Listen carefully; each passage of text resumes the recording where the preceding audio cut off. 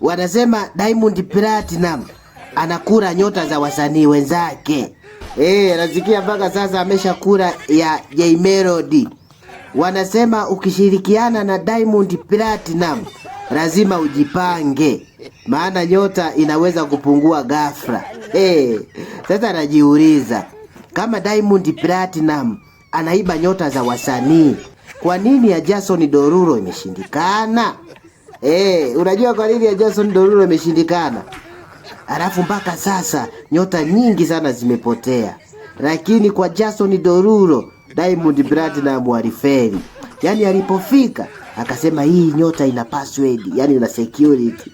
Yaani ya Jason Derulo ilishindikana kwa sababu nyota yake aliweka password, aliweka security. Wengine wakikutana na Diamond Platinum wanazima taa. Yaani wanazima taa mapema, wasije wakaamka kesho hawana nyota.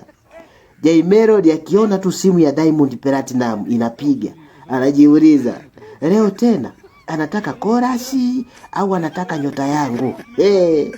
Alafu nasikia Davido na Patora King na Mr Flavor walikimbia kidogo na wao waibe nyota zao.